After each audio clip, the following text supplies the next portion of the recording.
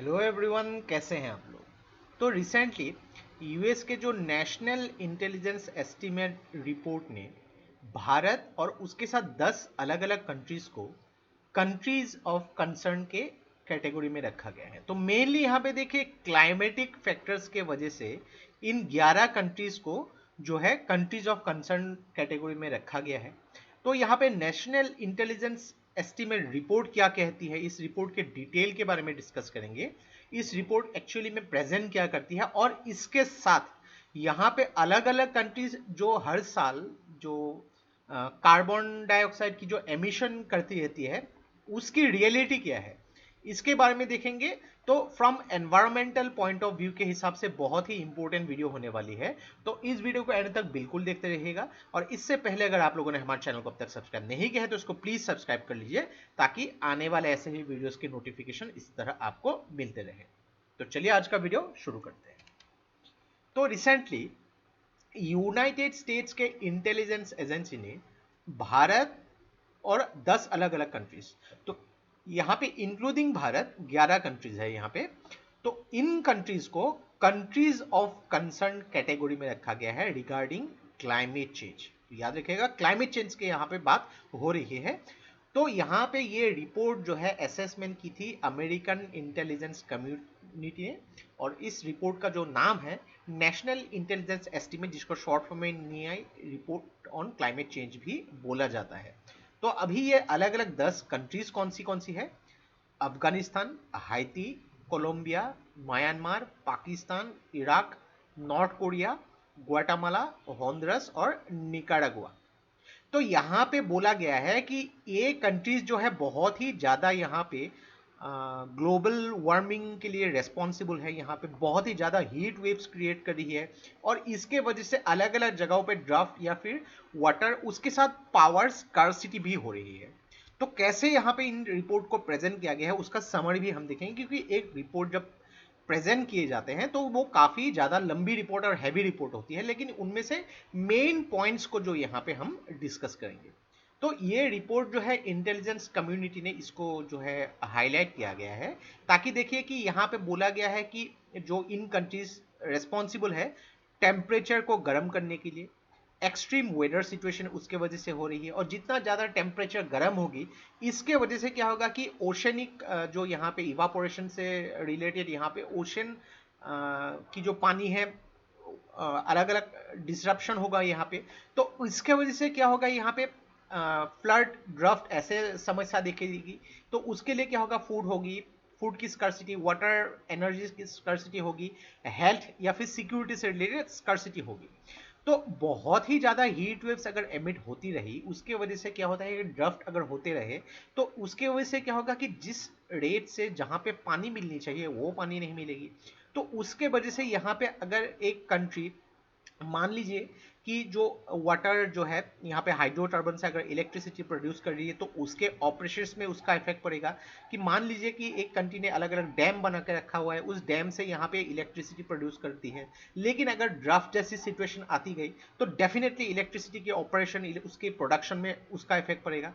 और जैसे जैसे इन कंट्रीज में पॉपुलेशन ग्रो हो रही है एक्सपोनेंशियली, तो क्या होगा कि गर्म होने की वजह से वहां पे इलेक्ट्रिसिटी डिमांड भी बढ़ेगी। तो उस डिमांड को बढ़ने के लिए यहाँ पे इकोनॉमिक प्रॉब्लम्स भी देखने को मिलेगा। सब चीज देखिए एक साथ रिलेटेड है, इंटर रिलेटेड है यहाँ पे। तो यहाँ पे बोला गया है कि इन वार्मिंग टेम्परेचर की वजह से फ्रीक्वेंट और इंटेंस साइक्लोन्स होते रहेंगे। तो इसके वजह से क्या होगा, जितने भी वाटर सोर्सेस, चाहे वो इंडियन वाटर सोर्सेस हो, हर जगह हो यहाँ पे, वो कंटामिनेटेड होंगे, यानी कि वो खराब होंगी, वो गंदगी ज्यादा फैलेगी। और जिस रेट से यहाँ पे पॉपुलेशन बढ़ रही है इन कंट्रीज में, तो क्या होगा कि अगर डिजीज होने लगा, ये डिजीज ट्रांसमिट भी बहुत जल्दी होगी, क्योंकि पॉपुलेशन डेंसिटी इन कंट्रीज में बहुत ज्यादा है। इस रिपोर्ट में यह भी हाईलाइट किया गया है ऐसे सिचुएशन में अगर क्या होगा कि जो ट्रांसमिट होने वाले डिजीज, स्पेशली डेंगू के बारे में मेंशन किया गया है कि डेंगू जैसी बीमारी बहुत ही तेजी से फैलेगी, चाहे वो इंडिया हो गई, हाइटी हो गई, Afghanistan, Guatemala, Iraq, Honduras, Pakistan, मतलब ऐसे कंट्रीज में जहां पे एक्सपोनेंशियली पॉपुलेशन बढ़ रही है, डेंगू जैसी बीमारी बहुत ही तेज रफ्तार से फैल सकती है। तो ये जो रिपोर्ट है उसके बारे में भी हम डिस्कस कर लेते हैं, नेशनल इंटेलिजेंस एस्टीमेट रिपोर्ट। तो ये जो है पहली बार national intelligence estimate report on climate से रिलेटेड पब्लिश की गई है और इसको पुट किया गया है US office of the director of national intelligence. तो ये जो आईसी यानी कि जो इंटेलिजेंस कम्युनिटी है यहाँ पे, उन्होंने 11 कंट्रीज को आइडेंटिफाई किया गया है और 2 मेन रीजन्स, ताकि क्लाइमेटिक चेंज के वजह से यहाँ पे प्रॉब्लम्स हो रही है। तो ये तो रहा यहाँ पे नेशनल एस्टीमेट रिपोर्ट की जो डिटेल्स हम लोगों ने एनालाइज किया। लेकिन अभी अगर आपने खुद से भी थोड़ा अगर सोचा होगा कि देखिए कि ग्लोबल वार्मिंग जो प्रोड्यूस हो रही है, क्लाइमेटिक डिस्टर्बेंस जितना प्रोड्यूस हो रही है, तो यहाँ पे मेन एक बहुत ही इंपॉर्टेंट फैक्टर होती है कार्बन डाइऑक्साइड की एमिशन। तो ये जो देखिए ग्लोबल कार्बन प्रोजेक्ट के स्टेटिस्टिक्स 2020 का रिपोर्ट, तो यहाँ पे 2018 तक की रिपोर्ट मुझे मिली है, लेकिन फिर भी आप एक अंदाजा लगा सकते हैं दुनिया में 2018 और 2008 का एक कंपैरिजन दिया गया है। ये जो ब्लैक बार है 2018 और जो ब्लू वाला है 2008 का। फिर भी आप एक अंदाजा लगा सकते हैं सबसे ज्यादा कार्बन डाइऑक्साइड एमिट कौन कर रही है? अभी चाइना कर रही है। नेक्स्ट यूएस ने थोड़ा कम किया है, सेकेंड रैंकिंग पे यूएस खुद है, थर्ड रैंकिंग पे इंडिया है, फोर्थ रशिया, जापान ने भले ही थोड़ा कम किया है, यहाँ पे जर्मनी ने कम किया है, south Korea, Indonesia, Canada, Mexico. तो आप देखेंगे टॉप 10 में जो नॉर्दर्न अमेरिका के ही तीनों कंट्रीज है यहाँ पे। देन साउथ अफ्रीका हो गई, तुर्की हो गई, यूके हो गई, फ्रांस, यहाँ पे पॉपुलेशन भी काफी कम होती है। तो अगर देखेंगे दुनिया के टॉप 2 कंट्रीज में यूएसए खुद आती है यहाँ पे, और यूएसए यहाँ पे जो भी डेवलपिंग कंट्रीज है उनको यहाँ पे ब्लेम कर रही है कि भाई आप लोग कुछ ऐसे काम कर रहे हो जिसके वजह से ग्लोबल वार्मिंग पे इफेक्ट पड़ रही है उनका। लेकिन अगर देखेंगे यहाँ पे ब्राजील जो 2019 में काफी ज्यादा अमेज़न रेन फॉरेस्ट जो है उसको जलाने के लिए, इंटेंशनली नहीं जलाने के लिए यहाँ पे रेस्पॉन्सिबल थी, लेकिन उनका नाम नहीं है यहाँ पे। जो लंग्स ऑफ द अर्थ भी बोला जाता है इसको, अमेज़न रिवर को, लेकिन उनके बारे में कुछ यहाँ पे बात नहीं हुई। और यूएस ने जितनी कार्बन डाइऑक्साइड खुद एमिट कर रही है यहाँ पे, उसके बारे में कुछ एनालिसिस नहीं हुआ। तो यहाँ पे देखिए ये रिपोर्ट तो पब्लिश कर दिया, यहाँ पे आप लोगों को इस रिपोर्ट के बारे में पता होनी चाहिए। उसके जो इंटरलिंक की गई है, जो एनालाइज की गई है यहाँ पे, डेफिनेटली वो करेक्ट है। लेकिन इस रिपोर्ट में जो मेन कंट्रीज के कंसर्न के बारे में बोला गया है, क्या यूएसए यहाँ पे खुद शामिल नहीं है? यूएस डेफिनेटली यहाँ पे शामिल है।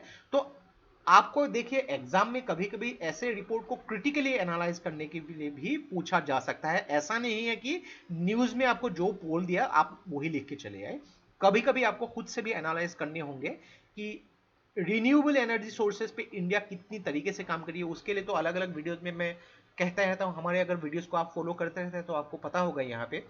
दूसरी बात कि यहाँ पे अलग अलग टाइप के जो इंडिया की जो टारगेट्स है यहाँ पे, और यूएस खुद कितनी एमिट कर रही है comparison to the lesser population, India से होते हुए भी बहुत ही ज्यादा एमिट हो रही है। लेकिन चाइना का वहां पे यूएसए ने नाम भी नहीं लिया है, रशिया का नाम भी नहीं लिया है, जापान, जर्मनी, इन सब का नाम भी नहीं लिया है, लेकिन ये टॉप 10 में है। लेकिन ऐसे कंट्रीज की नाम ली गई है जहां पे डेफिनेटली पॉपुलेशन तो हो रही है यहाँ पे, उन कंट्रीज के बारे में यहाँ पे हाईलाइट किया गया है। तो डेफिनेटली इस रिपोर्ट के जो यहाँ पे डिटेल एनालिसिस में भी काफी प्रश्न आते हैं।